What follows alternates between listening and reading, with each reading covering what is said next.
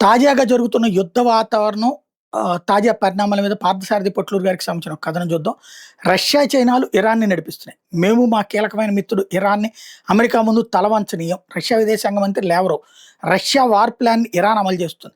China పరోక్షంగా ఇరాన్‌కి సహాయం చేస్తుంది. చైనా తన ఉపగ్రహాల ద్వారా మధ్యప్రాచ్యంలో ఏం జరుగుతుందో చాలా సీరియస్‌గా పర్యవేక్షిస్తూ ఇరాన్‌కి రియల్ టైమ్ డేటాను అందిస్తుంది. గల్ఫ్ తీరంలో ఉన్న అత్యాధునిక న్యూక్లియర్ పవర్ విమానవాహక యుద్ధ నౌక గెరాల్డ్ ఆర్ఫోర్డ్‌ని దాడులకు ముందే గల్ఫ్ నుండి మధ్యధరా సముద్ర తీరంలో ఉన్న ఇజ్రాయెల్‌కి చెందిన హైఫా పోర్టుకు దగ్గరలో మోహరించింది. అయితే చైనా వెంటనే ఇరాన్‌కి తెలియజేయడంతో ఇరాన్ హైఫా నగరం మీద బాలిస్టిక్ మిస్సైల్స్‌తో తీవ్రంగా దాడి చేసింది. ఇజ్రాయెల్ తమ దేశ మరియు అంతర్జాతీయ మీడియా మీద సెన్సార్ విధించడంతో హైఫా నగరం ఎంత నష్టపోయిందో తెలియరాలేదు. గత కొద్ది రోజులుగా ఇరాన్ హైఫా పోర్టు మీద దాడులు చేస్తానని హెచ్చరిస్తూ వస్తోంది. అందుకే హైఫాకే రక్షణగా గెరాల్డ్ ఫోర్డ్ స్ట్రైక్ గ్రూప్‌ని తరలించింది. కానీ వెల్లువలా వచ్చి పడుతున్న ఇరాన్ బాలిస్టిక్ మిస్సైల్స్‌ని పూర్తిగా అడ్డుకోలేకపోయాయి హైఫా వద్ద ఉన్న ఫ్రిగేట్స్.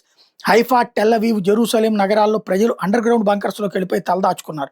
గల్ఫ్‌లోని అమెరికా సైనిక బేసుల మీద ఇరాన్ పిన్ పాయింట్ ఏక్రెస్‌తో దాడులు చేయగలుగుతుంది. అంటే ఖచ్చితంగా ఇది చైనా ఇస్తున్నటువంటి రియల్ టైమ్ డేటా వల్లనే. మరోవైపు చైనా ఆహ్, తను సేకరించినటువంటి సమాచారాన్ని ఎప్పటికప్పుడు ఆహ్, ఇరాన్‌కి తెలియజేస్తుండటంతో ఇరాన్ నగరం మీద బాలిస్టిక్ మిస్సైల్స్ తీవ్రంగా దాడి చేసింది. ఇజ్రాయెల్ తమ దేశం మరియు అంతర్జాతీయ మీడియా మీద సెన్సార్ వల్లనే ఇదంతా సాధ్యమైంది. హైఫా, టెల్ అవీవ్, జెరూసలేం నగరాల్లో ప్రజలు బంకర్‌లో దాచుకోవాల్సిన పరిస్థితి అందుకే వచ్చింది. గల్ఫ్‌లోని అమెరికా సైనిక బేసులకు సంబంధించి ఇదే కనబడుతోంది. చైనా తను సేకరించిన శాటిలైట్ ఫోటో, వీడియోలని తన సోషల్ మీడియాలో పోస్ట్ చేస్తోంది. ఇరాన్ అమెరికా వశం అయితే తీవ్రంగా నష్టపోయేది చైనా మాత్రమే. పుతిన్ కొత్తగా నష్టపోయేదే ఉండదు. ఎందుకంటే గత 4 ఏళ్లుగా ఉక్రెయిన్‌తో పాటు యూరప్ దేశాలతో యుద్ధం చేస్తూ నష్టపోతూనే ఉన్నాడు. చైనా అంత తొందరగా ఇరాన్‌తో కలిసి యుద్ధం చేయదు. ఇరాన్‌కి సహాయం చేస్తే అది ఎంతకీ తేలకపోగా తైవాన్‌తో తలపడాల్సిన శక్తిని కోల్పోవాల్సి వస్తుంది. సో టెక్నికల్‌గా సహాయం చేస్తోంది చైనా. ఇరాన్ ప్రయోగిస్తున్న బాలిస్టిక్ మిస్సైల్స్, హైపర్సోనిక్ బాలిస్టిక్ మిస్సైల్స్‌ని చైనా ఏవియానిక్స్, చైనా ఉపగ్రహ వ్యవస్థ బైదూని నేరుగా కలుపుతూ ఉంచడానికి ఉపయోగపడే ఎలక్ట్రానిక్ ఐఆర్జీసీ వాడుతోంది. 2 నెలల క్రితం రష్యా నుండి హెవీ ట్రాన్స్పోర్ట్ విమానాలు టెహ్రాన్‌లో దిగాయి. ఇలా 3 రోజుల పాటు మొత్తం 6 విమానాలు వచ్చి వెళ్ళాయి. అదే సమయంలో చైనా నుండి భారీ రవాణా నౌక బందర్ అబ్బాస్ పోర్టుకు వచ్చింది. బైదూ శాటిలైట్‌తో అనుసంధానించే ఎలక్ట్రానిక్ ఎక్విప్‌మెంట్‌లో ఒక కంటైనర్‌లో ఇరాన్‌కి చేరుకున్నాయి. ఒక కంటైనర్‌లో 2000 మిస్సైల్స్‌కి కావాల్సిన శాటిలైట్ సిగ్నల్ రిసీవర్స్ పడతాయి. వెనిజులా ఉదంతం జరిగిన వెంటనే రష్యా, చైనాలు స్పందించి జాగ్రత్త పడ్డాయి. ఇరాన్‌లో ఇప్పటిదాకా ఇంటర్నెట్ పూర్తి స్థాయిలో అందుబాటులోకి రాలేదు. 2018లో చైనా తన గ్రేట్ ఫైర్ వాల్‌ని ఆఫర్ చేసింది ఇరాన్‌కి. ఇరాన్ గ్రేట్ ఫైర్ వాల్‌ని తిరస్కరించింది. ఇప్పుడు బాధపడుతోంది. గ్రేట్ ఫైర్ వాల్ జీఎఫ్‌డబ్ల్యూ అంటే ఏంటి? గ్రేట్ ఫైర్ వాల్ అంటే ఇంటర్నెట్ సురక్షితంగా ఉంచుతుంది బయట నుండి వచ్చే దాడుల్ని. 1998లో చైనా మొదటిసారిగా తమ దేశంలో గ్రేట్ ఫైర్ వాల్, అధికారికంగా పిలిచే పేరు గోల్డెన్ షీల్డ్ ప్రాజెక్ట్ అని ప్రవేశపెట్టింది. జీఎఫ్‌డబ్ల్యూని చైనాలో ప్రవేశపెట్టింది విదేశీ వెబ్‌సైట్‌ని అడ్డుకోవడానికి. ప్రధానంగా విదేశీ వార్తా సంస్థల వెబ్‌సైట్స్‌తో పాటు గూగుల్, ఫేస్‌బుక్ లాంటి సోషల్ మీడియాలను అడ్డుకోవడం చేస్తుంది. జీఎఫ్‌డబ్ల్యూ ఐపీ అడ్రస్‌లను బ్లాక్ చేస్తుంది. ప్రధానంగా చైనా నుండి విదేశాలకు వెళ్లే సమాచారంలో ఏదైనా కోడ్ భాషతో ఉంటే వాటిని బ్లాక్ చేస్తుంది. డీఎన్ఎస్‌ని ఫిల్టర్ చేస్తుంది. ఇక పాకెట్స్‌ని నిరంతరం పరిశీలిస్తూ చైనా నిషేధించిన పదాలు ఏమైనా ఉంటే ఆ సమాచారం బయట దేశం నుండి వస్తున్నా లేదా చైనా నుండి బయటికి వెళ్తున్నా బ్లాక్ చేస్తుంది. జీఎఫ్‌డబ్ల్యూ నిరంతరం అప్డేట్ చేస్తుంటుంది చైనా. ఇరాన్ జీఎఫ్‌డబ్ల్యూ తిరస్కరించి తప్పు చేసింది. అయితే ఇక్కడ ఓ చిక్కుంది. అది ఒకవేళ ఇరాన్ జీఎఫ్‌డబ్ల్యూని పెట్టుకుని ఉంటే ఈ రోజున మొసాద్ దాన్ని ఛేదించి ఉండేది. కానీ చైనా తన సమాచారం మొత్తాన్ని దొంగతనంగా తెలుసుకుంటుందనే భయం ఉంది. నేను రష్యా విదేశాంగ మంత్రి ఒక మాట అన్నాడు. రష్యాతో ఇరాన్ కమ్యూనికేషన్ వ్యవస్థ లేదు గత కొన్ని రోజులుగా. కాబట్టి ఇరాన్ అధికారులతో మేము కాంట్రాక్ట్ చేయలేకపోతున్నామని. సో ప్రస్తుతం ఇరాన్‌తో అమెరికా, ఇజ్రాయెల్ యుద్ధం చేయడం లేదు. అమెరికా, ఇజ్రాయెల్, ఇరాన్, రష్యా, చైనాలతో యుద్ధం చేస్తున్నాయి. రష్యా, ఉక్రెయిన్‌తో పాటు నాటోతో యుద్ధం చేస్తున్నది గత 4 ఏళ్లు. కానీ బయట ప్రపంచానికి అది రష్యా, ఉక్రెయిన్‌ల మధ్య యుద్ధంలా కనబడుతుంది.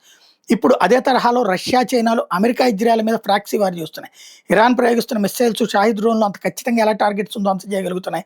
Germany micro chips and transistors ఫిబ్రవరి 28న మొదటి వేవ్ దాడుల్లో ఇరాన్ ప్రయోగించిన బాలిస్టిక్ మిసైల్స్ మరియు డ్రోన్లో జర్మనీకి చెందినటువంటి మైక్రో చిప్స్, ట్రాన్సిస్టర్లు ఉన్నాయని ఇజ్రాయెల్ నిపుణులు కనుగొన్నారు. మేడ్ ఇన్ జర్మనీ అనే గుర్తులను చైనా చెరిపేసి ఇరాన్కి సప్లై చేసింది. కానీ ఇజ్రాయెల్ పోస్ట్ మార్గంలో మేడ్ ఇన్ జర్మనీ అని ఉన్న ప్రింటింగ్ని కనుక్కుంది. చైనా తెలివి తన ఎలక్ట్రానిక్స్ నేరుగా ఇరాన్కి ఇస్తే తనకు నష్టం కాబట్టి జర్మనీ నుండి దిగుమతి చేసుకుని వాటి మీద ఉన్న మేడ్ ఇన్ జర్మనీ గుర్తుని చెప్పేసి ఇరాన్కి సప్లై చేసింది. Micro chips and transistor Germany ఎందుకు చైనాకి సప్లై చేసిందంటే జర్మనీకి కావాల్సిన రేర్ ఎర్త్ మినరల్స్ అన్ని చైనా ఇస్తుంది కాబట్టి. గల్ఫ్ రీజియన్లో చైనా తన నావిగేషన్ ఉపగ్రహ వ్యవస్థ ద్వారా అమెరికన్, ఇజ్రాయెలీ కదలికలను రియల్ టైమ్ డేటాతో ఇరాన్కి సమాచారం ఇస్తే రష్యా తన నావిగేషన్ ఉపగ్రహ వ్యవస్థ అయినటువంటి గ్లోబల్ నావిగేషన్ శాటిలైట్ సిస్టమ్తో గల్ఫ్తో పాటు ఇజ్రాయెల్లోని టార్గెట్స్ను గుర్తించిన ఇరాన్ మిస్సైల్స్ పిన్ పాయింట్ యాక్యురసీతో కొడుతున్నాయి. ఇరాన్ వార్ మొదలవక ముందు వరకు అమెరికన్, ఇజ్రాయెల్ స్ట్రైక్ యాక్యురసీ 80% ఉంటే, ఇరాన్, అమెరికన్, ఇజ్రాయెల్ మీద చేస్తున్న మిస్సైల్ అటాక్స్ 90% యాక్యురసీ ఉంటున్నట్టు తేలింది. సో, ఈ విషయాన్ని అంతర్జాతీయ మీడియా చెప్పకపోయినా న్యూట్రల్ డిఫెన్స్ అనలిస్టులు ఇటువైపు మొగ్గకుండా అనలైజ్ చేసి చెప్తున్నారు. ప్రపంచ యుద్ధం మొదలవుతుందా? అవకాశం లేదు. రష్యా, చైనా, ఉత్తర కొరియాలు ఒకే వైపు ఉన్నంత కాలం అమెరికా, యూరోప్‌లు సాహసం చేయలేవు. ఇంతకాలం ఉత్తర కొరియాను తక్కువగా చూసిన వాళ్ళు ఇప్పుడు రష్యా, చైనాలు కలిసి ఇరాన్ మిస్సైల్స్‌ని డైవ్ చేస్తున్న తీరును చూస్తే ఉత్తర కొరియాను కూడా అజేయశక్తిగా గుర్తించక తప్పదు. రష్యా, చైనాలు కలిసి ఇప్పుడు ఇరాన్ నడిపిస్తుంటే ఉత్తర కొరియాని అదే విధంగా నడిపిస్తాయి. అమెరికన్ థింక్ ట్యాంక్ ఊసరవెల్లికి తాత తమతో బలమైన దేశాలు ఉండాలని కోరుకుంటుంది తప్పితే బలహీనమైన యూరోప్ కాదు. ప్రస్తుతం ఇరాన్‌తో అమెరికా, ఇజ్రాయెల్ చేస్తున్న దాన్ని రష్యా, చైనా, ఇరాన్‌తో చేస్తున్నట్టుగా పరిగణించాలి. ఇరాన్, చైనాలు పక్కన పెడితే మనం రష్యాదే పైచేయిగా ఉండాలని కోరుకోవాలి. ఏకధ్రువ ప్రపంచం ప్రమాదకరం.